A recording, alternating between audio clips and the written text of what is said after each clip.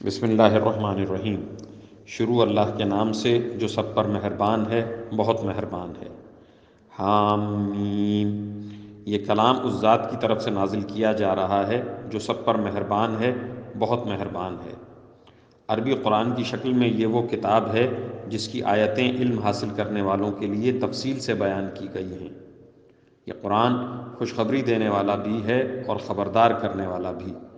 پھر بھی ان میں سے اکثر لوگوں نے منہ موڑ رکھا ہے، جس کے نتیجے میں وہ سنتے نہیں ہیں، اور پیغمبر صلی اللہ علیہ وسلم سے کہتے ہیں کہ جس چیز کی طرف تم ہمیں بلا رہے ہو اس کے لیے ہمارے دل غلافوں میں لپٹے ہوئے ہیں، ہمارے کان بہرے ہیں، اور تمہارے درمیان ایک پردہ حائل ہے، لہٰذا تم اپنا کام کرتے رہو، ہم اپنا کام کر رہے ہیں۔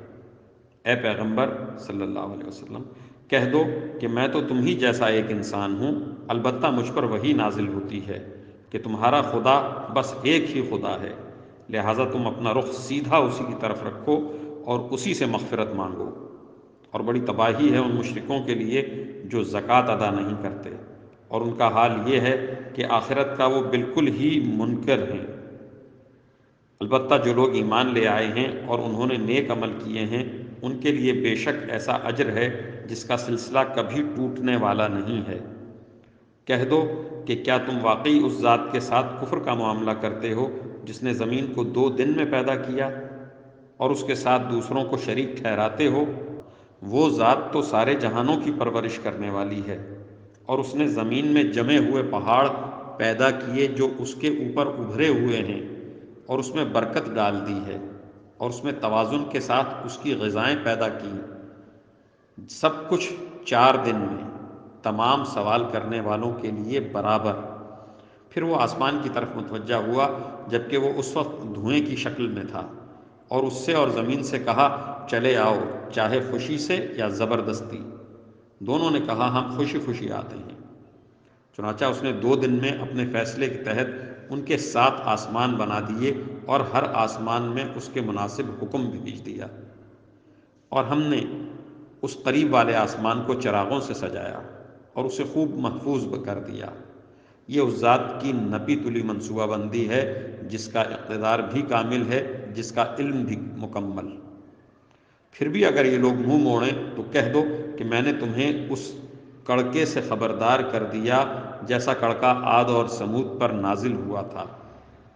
یہ اس وقت کی بات ہے جب ان کے پاس پیغمبر کبھی ان کے آگے سے اور کبھی ان کے پیچھے سے یہ پیغام لے کر آئے کہ اللہ کے سوا کسی چیز کی عبادت نہ کرو۔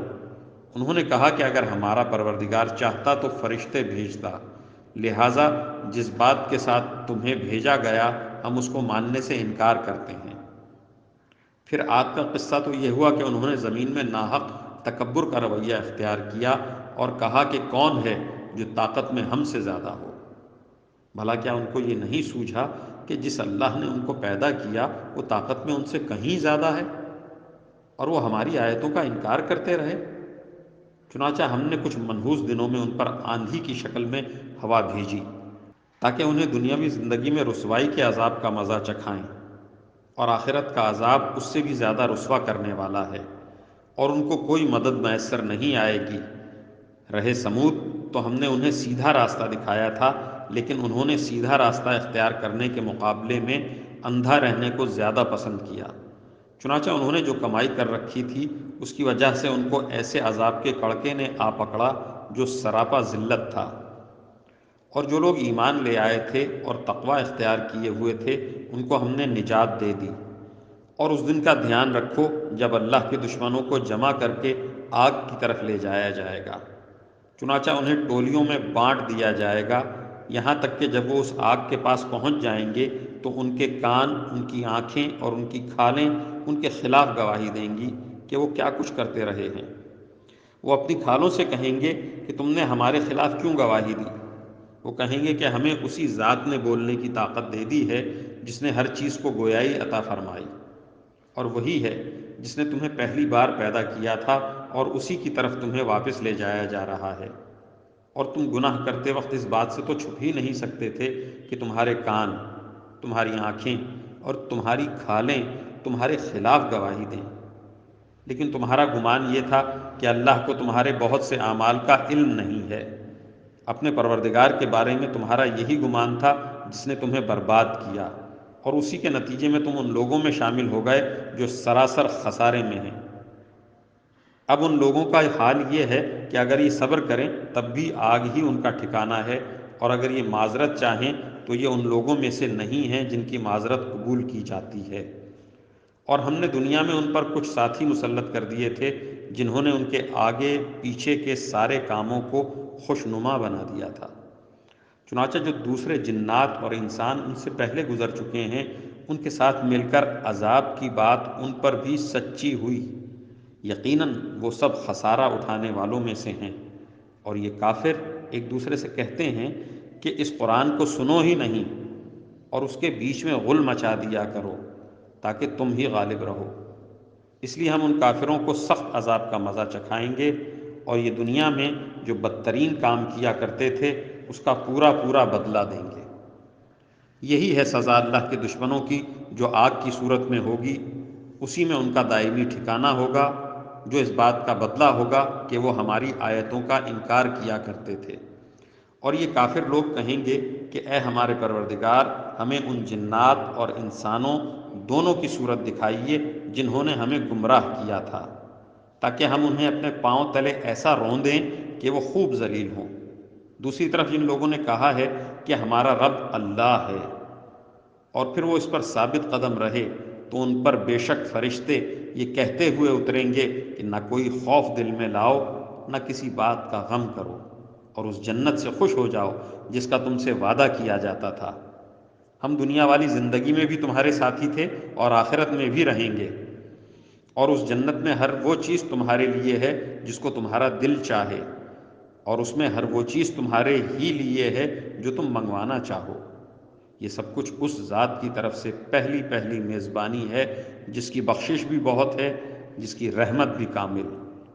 اور اس شخص سے بہتر بات کس کی ہوگی جو اللہ کی طرف دعوت دے اور نیک عمل کرے اور یہ کہے کہ میں فرما برداروں میں شامل ہوں۔ اور نیکی اور بدی برابر نہیں ہوتی، تم بدی کا دفاع ایسے طریقے سے کرو جو بہترین ہو۔ نتیجہ یہ ہوگا کہ جس کے اور تمہارے درمیان دشمنی تھی وہ دیکھتے ہی دیکھتے ایسا ہو جائے گا جیسے وہ تمہارا جگری دوست ہو۔ اور یہ بات صرف انہی کو عطا ہوتی ہے جو صبر سے کام لیتے ہیں، اور یہ بات اسی کو عطا ہوتی ہے جو بڑے نصیبے والا ہو۔ اور اگر تمہیں شیطان کی طرف سے کبھی کوئی کچوکا لگے تو شیطان مردود سے اللہ کی پناہ مانگ لیا کرو، بے شک وہ ہر بات سننے والا، ہر بات جاننے والا ہے۔ اور اسی کی نشانیوں میں سے ہیں یہ رات اور دن اور سورج اور چاند۔ نہ سورج کو سجدہ کرو نہ چاند کو، اور سجدہ اس اللہ کو کرو جس نے انہیں پیدا کیا ہے، اگر واقعی تمہیں اسی کی عبادت کرنی ہے۔ پھر بھی اگر یہ کافر تکبر سے کام لیں تو کرتے رہیں، کیونکہ جو فرشتے تمہارے رب کے پاس ہیں وہ دن رات اس کی تسبیح کرتے ہیں اور وہ اکتاتے نہیں ہیں۔ اور اس کی نشانیوں میں سے یہ بھی ہے کہ تم زمین کو دیکھتے ہو کہ وہ مرجھائی پڑی ہے، پھر جو ہی ہم نے اس پر پانی اتارا وہ حرکت میں آ گئی اور اس میں بڑھوتری پیدا ہو گئی۔ حقیقت یہ ہے کہ جس نے اس زمین کو زندہ کیا وہی مردوں کو بھی زندہ کرنے والا ہے، یقیناً وہ ہر چیز پر قادر ہے۔ جو لوگ ہماری آیتوں کے بارے میں ٹیڑھا راستہ اختیار کرتے ہیں وہ ہم سے چھپ نہیں سکتے۔ بھلا بتاؤ کہ جس شخص کو آگ میں ڈال دیا جائے وہ بہتر ہے یا وہ شخص جو قیامت کے دن بے خوف و خطر آئے گا؟ اچھا جو چاہو کر لو، یقین جانو کہ وہ تمہارے ہر کام کو خوب دیکھ رہا ہے۔ بے شک ان لوگوں نے بہت برا کیا جنہوں نے نصیحت کی اس کتاب کا انکار کیا جبکہ وہ ان کے پاس آ چکی تھی، حالانکہ وہ بڑی عزت والی کتاب ہے جس تک باطل کی کوئی رسائی نہیں، نہ اس کے آگے سے نہ اس کے پیچھے سے۔ یہ اس ذات کی طرف سے اتاری جا رہی ہے جو حکمت کا مالک ہے، تمام تعریفیں اسی کی طرف لوٹتی ہیں۔ اے پیغمبر صلی اللہ علیہ وسلم، تم سے جو باتیں کہی جا رہی ہیں وہ وہی ہیں جو تم سے پہلے پیغمبروں سے کہی گئی تھیں۔ یقین رکھو تمہارا پروردگار مغفرت کرنے والا بھی ہے اور دردناک سزا دینے والا بھی۔